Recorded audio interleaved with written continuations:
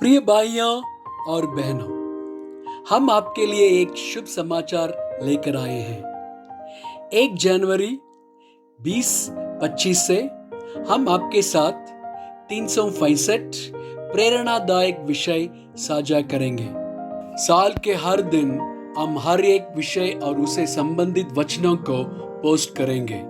हम आपको इन संदेशों को सुनने, चिंतन करने और आत्मसात करने के लिए प्रोत्साहित करते हैं। यह संदेश आपके जीवन को आशीर्वाद दें और आपके विश्वास को मजबूत करें। कृपया हमारे इस कार्यक्रम को सब्सक्राइब करें और इसे अपने मित्रों और परिवार के साथ साझा करें। धन्यवाद।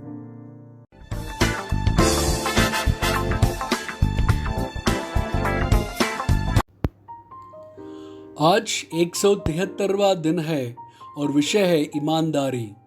भजन संहिता 24 वचन 3 से 5। यहोवा के पर्वत पर कौन चढ़ सकता है और उसके पवित्र स्थान में कौन खड़ा हो सकता है? जिसके काम निर्दोष और हृदय शुद्ध है, जिसने अपने मन को व्यर्थ बात की ओर नहीं लगाया और ना कपट से शपथ खाई है, वह यहोवा की ओर से आशीष पाएगा और अपने उद्धार करने वाले परमेश्वर की ओर से धर्मी ठहरेगा। लूका 16 वचन 10। जो थोड़े से थोड़े में सच्चा है, वह बहुत में भी सच्चा है, और जो थोड़े से थोड़े में अधर्मी है, वह बहुत में भी अधर्मी है। 1 तीमुथियुस 1 वचन 19। और विश्वास और उस अच्छे विवेक को थामे रहे जिसे दूर करने के कारण कितनों का विश्वास रूपी जहाज डूब गया। नीति वचन 11 वचन 3। सीधे लोग अपनी कराई से अगुवाई पाते हैं, परंतु विश्वासघाती अपने कपट से विनाश होते हैं। रोमियो 12 वचन 3।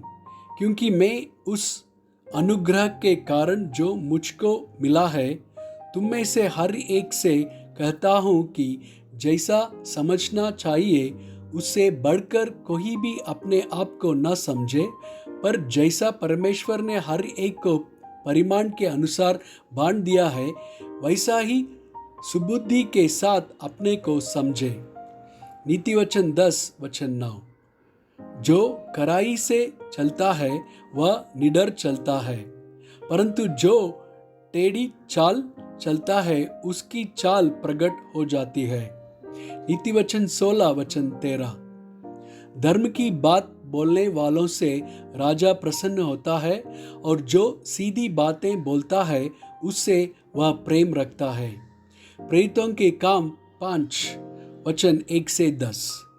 और अनन्या नाम एक मनुष्य और उसकी पत्नी सफीरा ने कुछ भूमि बेची और उसके दाम में से कुछ रख छोड़ा, और यह बात उसकी पत्नी भी जानती थी, और उसका एक भाग लाकर प्रेरितों के पांवों के आगे रख दिया। परंतु पतरस ने कहा, हे अनन्या, शैतान ने तेरे मन में यह बात क्यों डाली है कि तू पवित्र आत्मा से झूठ बोले और भूमि के दाम में से कुछ रख छोड़े? जब तक वह तेरे पास रही, क्या तेरी न थी? और जब बिक गई तो क्या तेरे वश में न थी? तूने यह बात अपने मन में क्यों विचारी? तू मनुष्यों से नहीं परंतु परमेश्वर से झूठ बोला।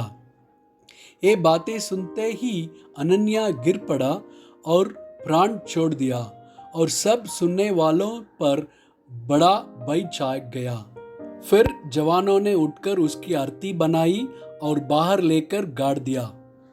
लगभग 3 घंटे के बाद उसकी पत्नी जो कुछ हुआ था ना जानकर भीतर आई। तब पतरस ने उससे कहा, मुझे बता, क्या तुमने वह भूमि इतने ही में बेची थी? उसने कहा, हाँ, इतने ही में।